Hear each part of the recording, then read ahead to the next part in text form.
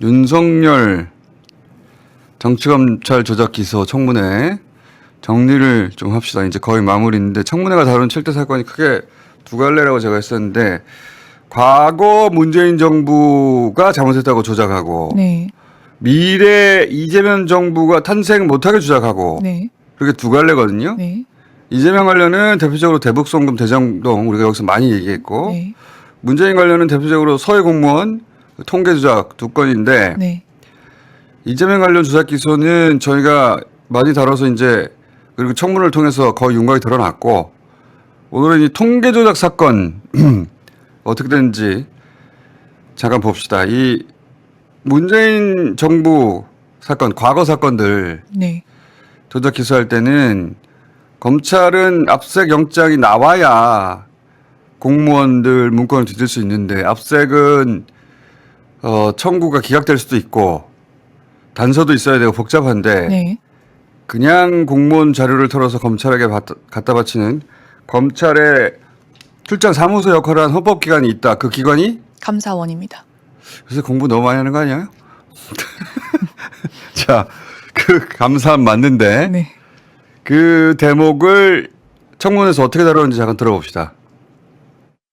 구자연 직무대행님, 대장동, 쌍방울 등 조작 기소 사건은 검찰이 이재명 죽이기에 혈안이 되어서 직접 증거를 조작을 했다면 통계 조작 사건과 서해 피격 사건은 감사원이 붙습니다. 감사원과 검찰의 합작 조작극이죠. 공통점 볼까요? 첫째, 감사원이 동원돼서 문재인 정부 관료들에 대한 표적 감사를 대대적으로 실시했어요. 국가 안보와 정보 보안을 위한 정무적 판단과 또 경제정책 운용을 위한 재량적 판단을 직권남용으로 몰고 갔습니다. 둘째, 객관적인 증거 없이 짜맞추기식 조작 수사를 벌이고 대대적인 언론 브리핑을 합니다. 전 정부 인사를 범죄자 집단으로 매도해 갔습니다. 마지막으로 감사의 목적이 검찰 고발에 포커싱 되어 있었다는 점입니다. 직무대행님, 수사기관의 수사 그리고 감사원의 감사 당연히 다른 범주죠? 예, 그렇습니다. 수사는 범죄 혐의가 있을 때 범인 발견, 증거 조집하는 국가 형사 절차이고요. 예, 감사는 업무 수행의 적정성, 회계 투명성 이런 거 확인하는 행정 절차 아닙니까? 예, 그렇습니다. 그런데 윤석열 검찰은 감사원의 이 포괄적인 행정조사 권한을 총동원해서 이러한 형사 절차 제안들 사실상 우회해 갔습니다.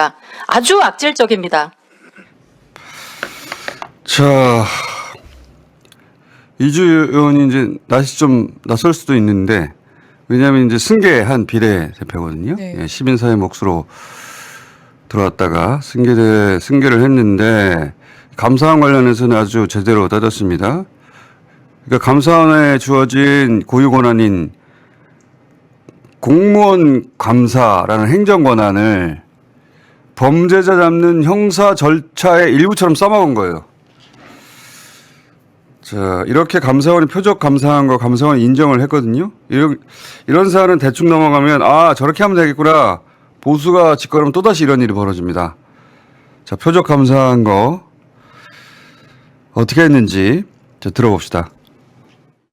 감사원 사무총장님, 감사원의 본질적인 임무, 행정 운영의 개선과 향상이거든요. 즉, 처음부터 특정인을 수사기관에 넘기려는 의도를 가지고 감사를 하면 안 된다는 겁니다. 맞죠? 예, 맞습니다. 그런데 유병호 전 사무총장과 특별조사국 일명 타이거파는 애초부터 감사 결과 정해놓고 온갖 압박과 증거 조작으로 문재인 정부 고위 인사들을 어떻게든 범죄자 만들어서 검찰에 갖다 바쳤습니다. 12월에 감사원 운영세신 TF 활동경과 종합보고 내셨죠? 예, 그렇습니다. 여기서 표적 감사라고 인정하셨죠? 예, 회유 압박성 발언을 하는 등 위압적인 분위기를 조성했다. 피감사자들의 상급자들에게 연락을 해서 강요 압박을 하거나 원하는 진술이 나올 때까지 동일한 질문을 반복했다. 심지어 육아휴직 중인 여직원을 9시 34분부터 이길 새벽 6시 9분까지 밤샘 조사를 하고 동일한 피감사자를 25회 조사했다. 밤을 새고 새벽 3시, 4시까지 조사 이어서 하는 거 사실상 자만지우기 고문 아닙니까? 일주일에 2번, 3번 야간 조사, 밤샘 조사 이렇게 인권 침해하면 누가 버텨냅니까? 디지털 증거도 마구잡이로 포괄적으로 갖다가 썼습니다. 이거 수사기관에서도 있을 수 없는 행위거든요. 이런 악질적인 조사가 정상적인 조사입니까?